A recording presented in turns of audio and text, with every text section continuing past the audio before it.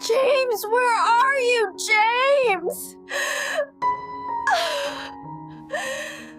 The night was colder than usual, the kind of cold that slipped quietly through the cracks of the wooden window and settled into the small house like an unwelcome guest.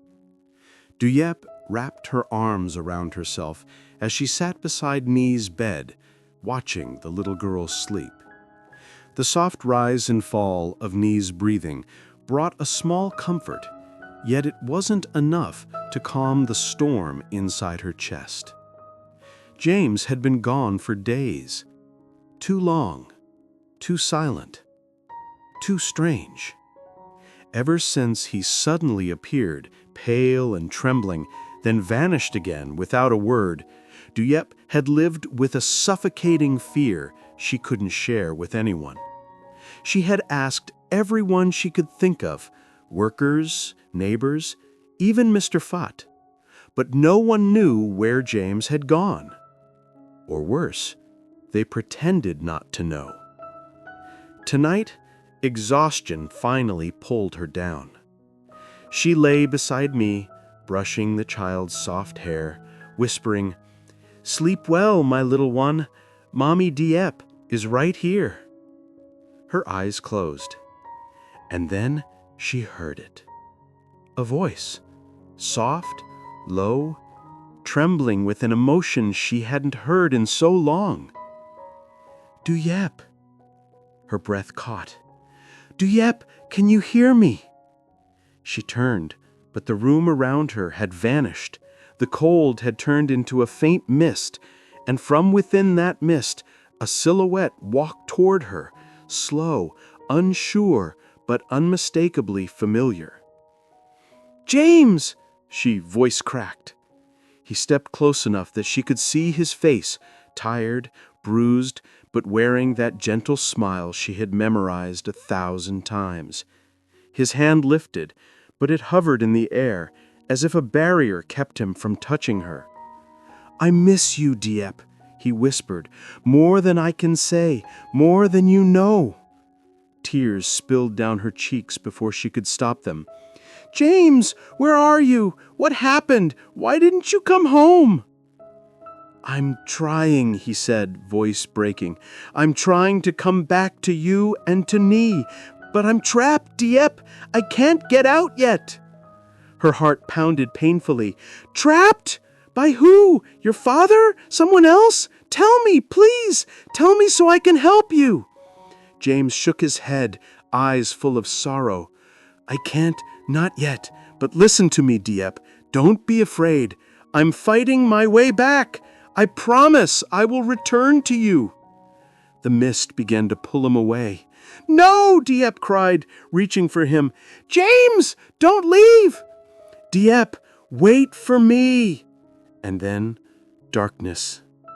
Diep woke with a gasp, heart hammering, tears wet on her cheeks. The house was silent.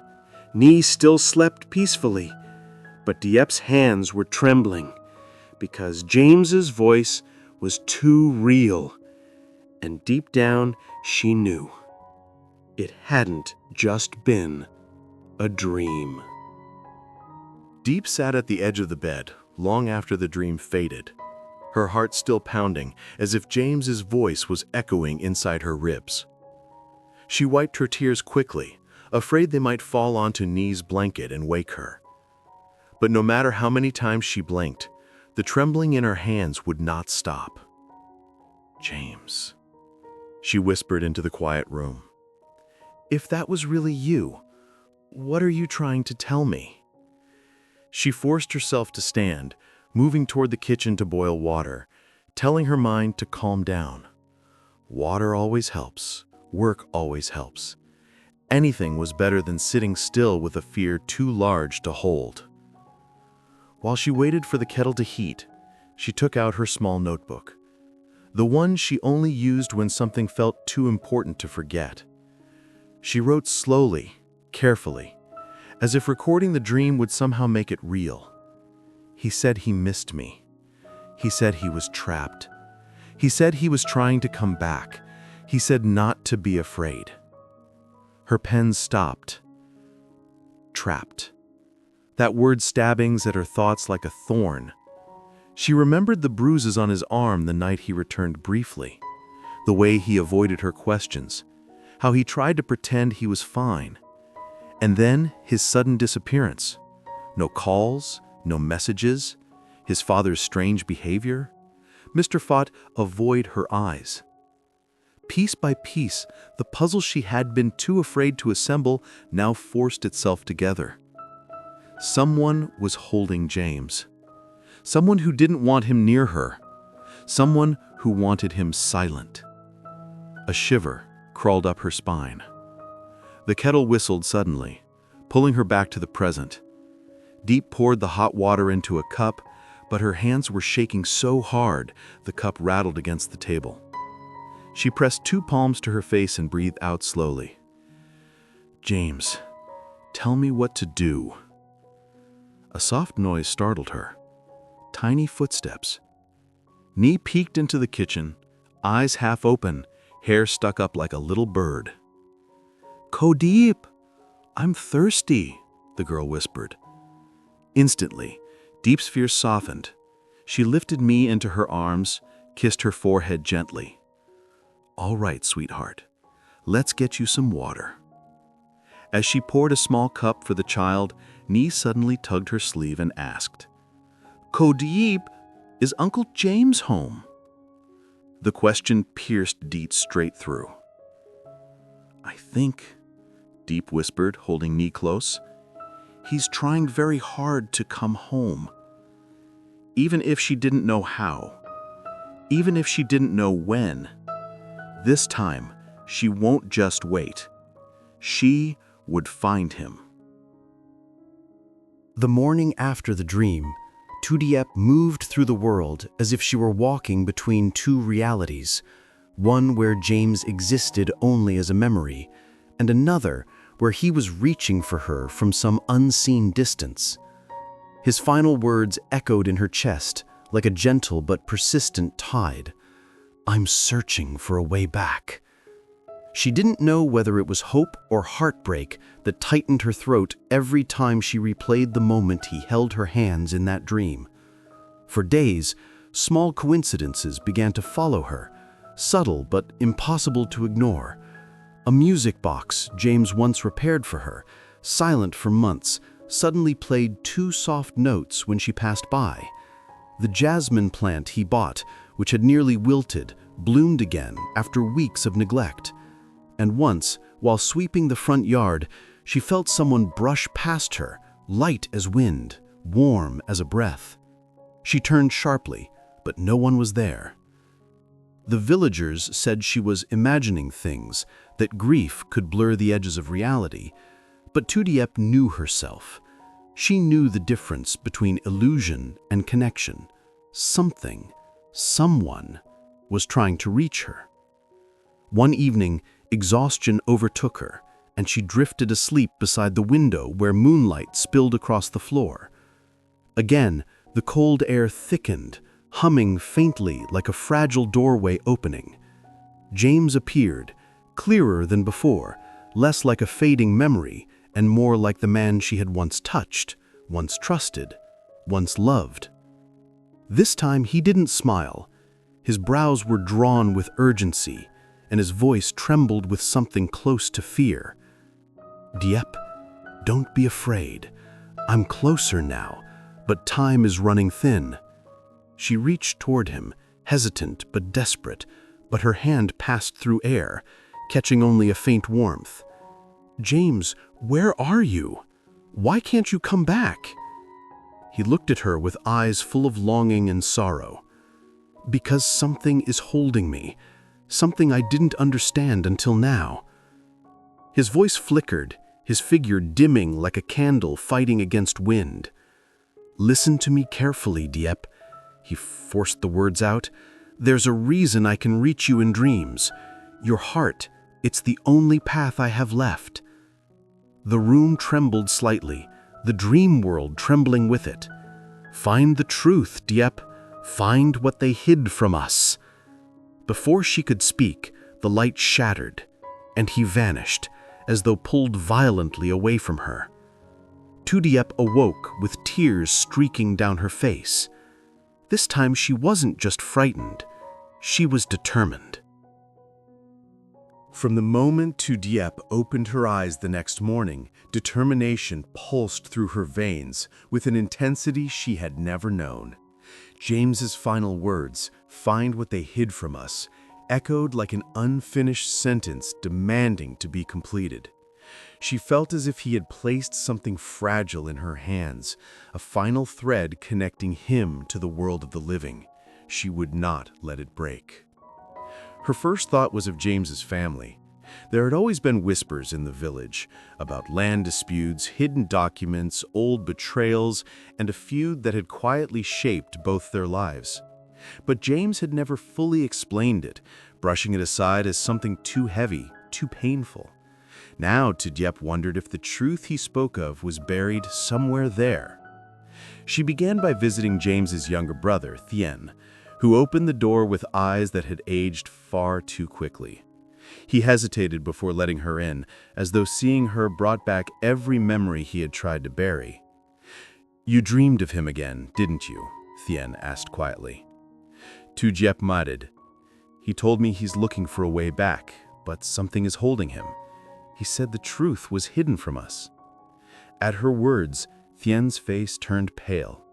He walked to the old cabinet in the corner, pulled out a small locked box, and placed it before her.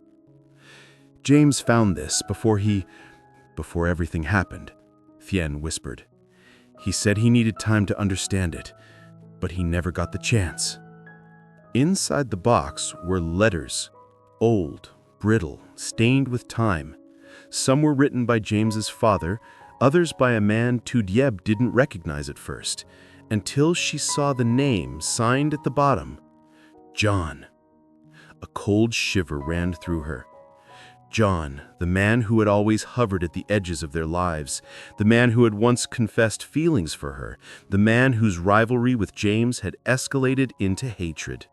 The letters spoke of deals gone wrong, manipulations, a stolen plot of land that had broken a family and fueled a revenge spanning decades. As Tu Diep read the final letter, her breath caught. "If I cannot break James in life, I will break him in every other way. And when he falls, everything he loves will fall with him." The room fell silent. Tu Diep closed the letter slowly, her hands trembling.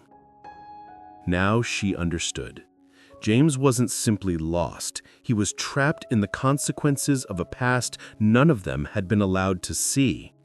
And if she wanted to bring him back, she would have to confront the darkness that had stolen him, even if it meant facing John himself. There are moments in life when love is tested in ways the heart is never prepared for. The journey of James and Tu Diep reminds us that the bonds we build with another person are not sustained only by easy days, but by the storms we are willing to walk through together.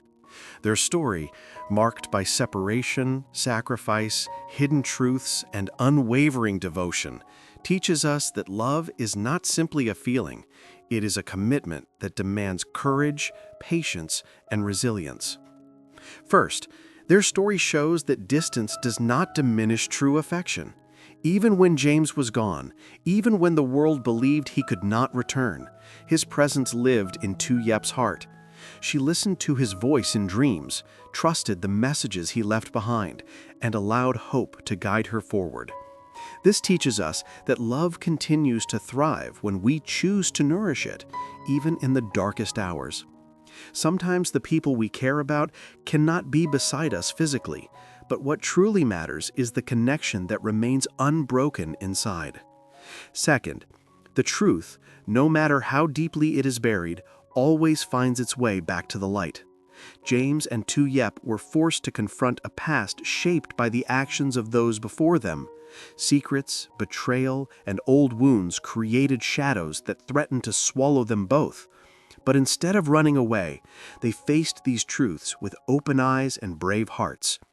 Life often places obstacles in our path, not to punish us, but to prepare us.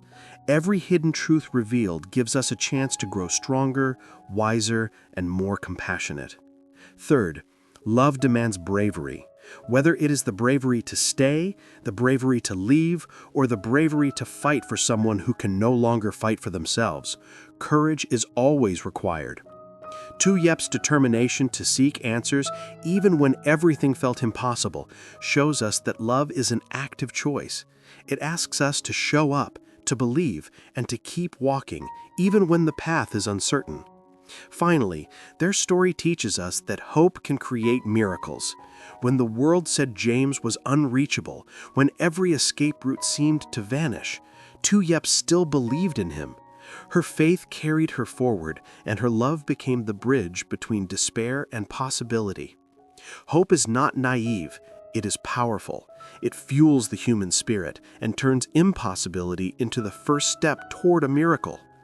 In the end, their love reminds us that no matter how heavy life becomes, no matter how lost we feel, there is always a way forward.